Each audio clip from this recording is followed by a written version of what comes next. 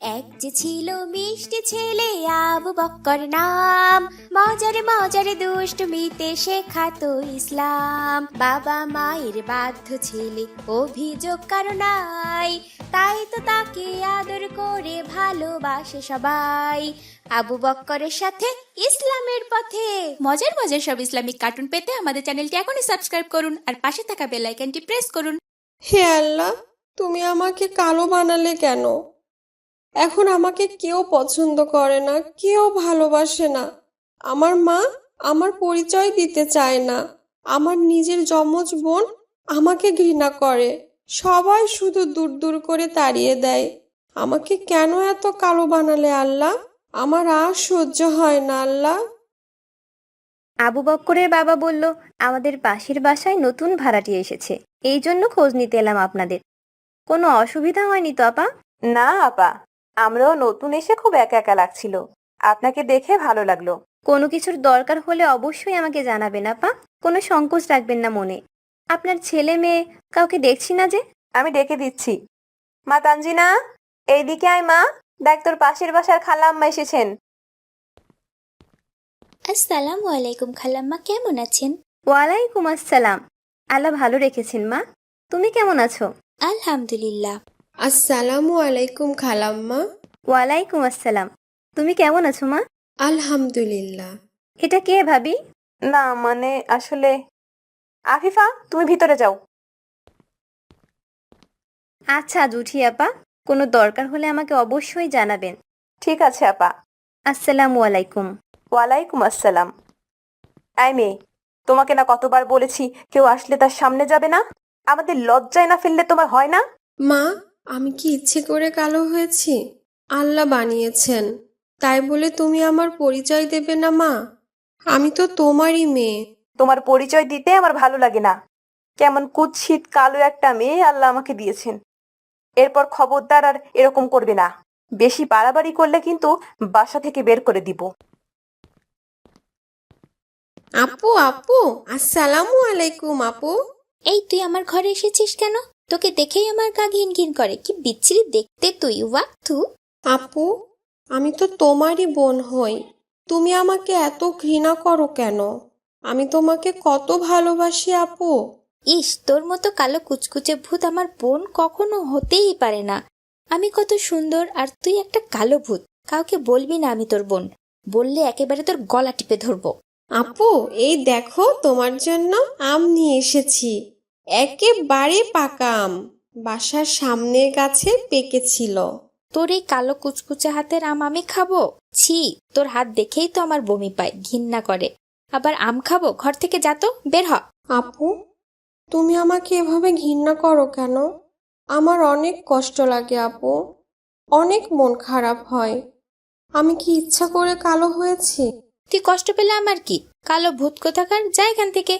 আবার নাকি ওর কষ্ট লাগে। তোর আম তুই খা, যা। আসসালামু আলাইকুম। ওয়ালাইকুম আসসালাম। আমি তোমাদের বাসার পাশের নতুন ভাড়াটিয়া। তোমরা কি আমাকে খেলতে নিবে? হ্যাঁ অবশ্যই, এসো সবাই একসাথে খেলা করি। আমাকেও খেলায় নিবে আপু? তোর তো সাহস কম না, তুই বাইরে এসে আমাকে আবার আপু বলে ডাকছিস? কালো ভূত কোথাকার, যা ভাগ এখান থেকে। তুমি তো আমার আপু, নিজের আপু, আমার যমজ বোন। আর কাকে ডাকবো বলো? তোকে মজা দেখাবো বাসায় যেয়ে। আমি মাকে সব বলে দিব তুই বাইরে এসে আমাকে আপু ডেকেছিস, সবার সামনে লজ্জা দিয়েছিস। আর আপু ডাকবো না। তুমি মাকে দয়া করে কিছু বলো না। মা আমাকে একেবারে মেরে ফেলবে। আমাকে মাফ করে দাও। আমি এখান থেকে এখনই চলে যাচ্ছি আপু। কার্টুন বানিয়ে ঘরে বসে আয় করুন লক্ষ লক্ষ টাকা। যদি আপনার একটি ল্যাপটপ অথবা কম্পিউটার থাকে তাহলে আপনিও বানাতে পারেন আমাদের মতো মজার মজার কার্টুন গল্প। আমাদের রয়েছে cartoon making zoom live course. এই কোর্সটির মাধ্যমে বানাতে পারেন ইসলামিক গল্প, রূপকথার গল্প, ভূতের গল্প, টুনটুনির গল্প সহ সব ধরনের কার্টুন গল্প। কোর্স ফি জানতে নিচে যে কোনো লিংকে যোগাযোগ করুন। আসসালামু আলাইকুম মা। মা, আমি স্কুলে আপুর লাল জামাটা পরে যাই আজ? ওয়ালাইকুম আসসালাম। কেন, তুমি কি তোমার আপুর মতো ফর্সা? লাল জামাতে তোমাকে তো আরো পচা দেখা যাবে। ওই জামাটা আমার অনেক ভালো লাগে মা। আমার তো মাত্র 2টা জামা, আপুর কতগুলো সুন্দর সুন্দর জামা। ঠিক আছে যাও, কিন্তু সাবধানে পড়বে। জামাতে কিছু হলে আবার তোমার আপু রেগে যাবে। অনেক সাবধানে পড়বো। আসসালামু আলাইকুম।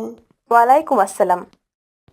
কি রে কালাভূত, তুই আমার জামা পরেছিস কেন? তোর তো সাহস কম না? এখনই আমি মাকে বলে দিচ্ছি।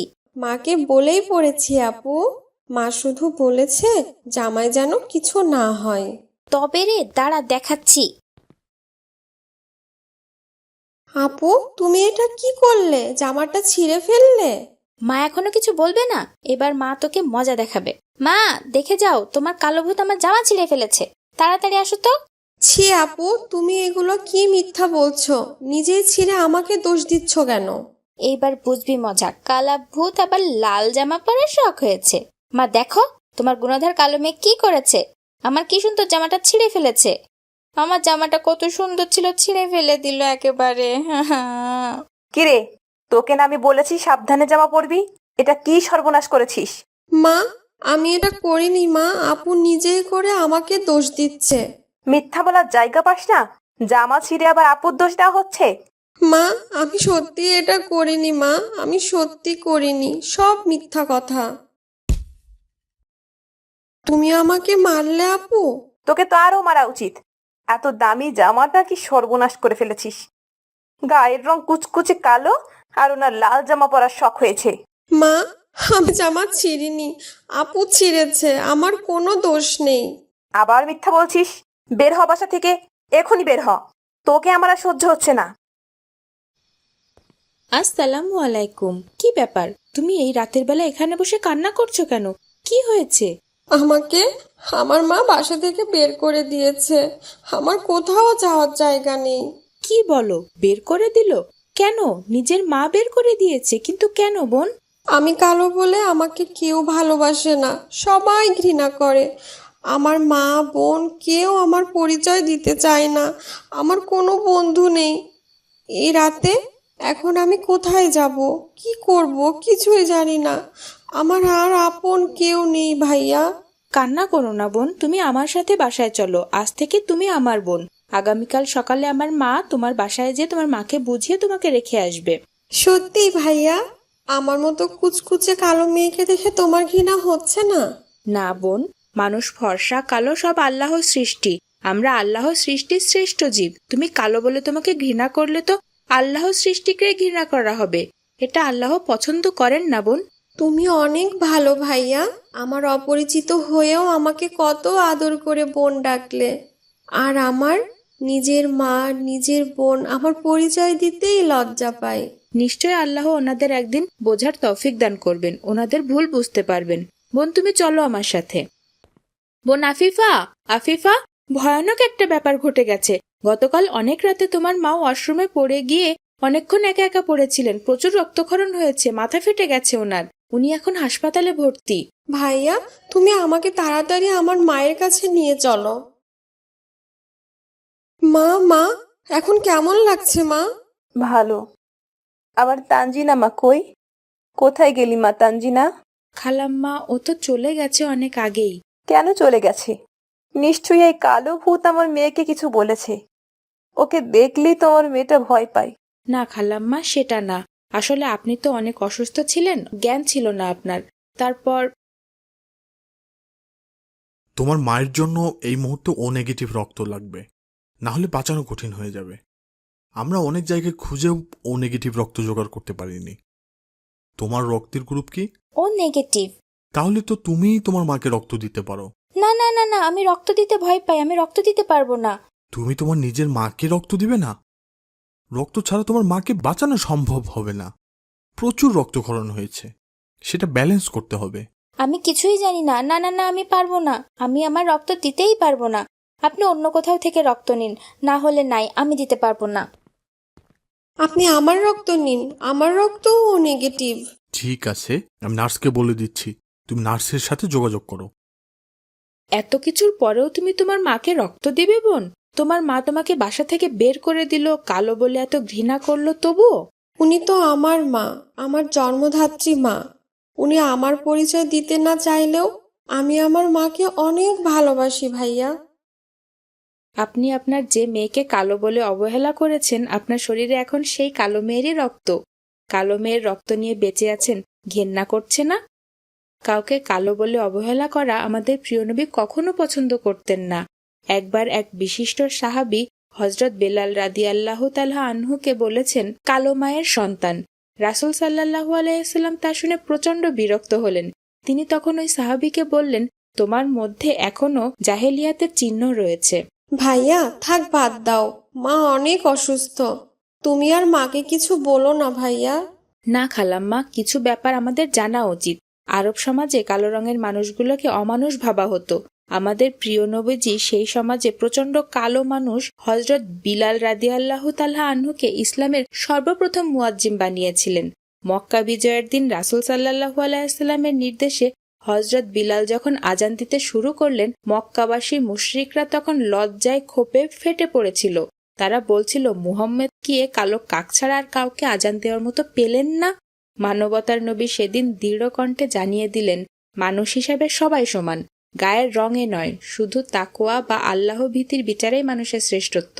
একজন প্রকৃত মুসলিম কখনো কাউকে গায়ের রং দিয়ে বিচার করেন না খালাম্মা। মাগো, আমি অন্যায় করেছি তোর সাথে। তুই কালো বলে তোকে কত অবহেলা করেছি মা। যাকে এত ভালোবাসলাম সেই ফর্সা মেয়েই আমাকে ফেলে চলে গেল। আর তোকে এত অত্যাচার করার পরেও তুই আমাকে নিজের রক্ত দিয়ে বাঁচালি মা। তুই আমার চোখে আঙুল দিয়ে দেখিয়ে দিলি, কালো আর ফর্সা শুধু বাহিরের রূপ, ভিতরের রূপটাই আসল রূপ মা। আমার বুকে আয়, আমাকে মাফ করে দিস মা। আমি আর কখনোই সাদা কালো নিয়ে বিভেদ করব না মা। বাবা মায়ের বাধ্য ছেলে, অভিযোগ কারো নাই। মজার তাই মজার তো সব তাকে ইসলামিক কার্টুন আদর পেতে আমাদের করে চ্যানেলটি এখনই সাবস্ক্রাইব করুন আর ভালোবাসে পাশে থাকা সবাই। বেল আইকনটি প্রেস করুন।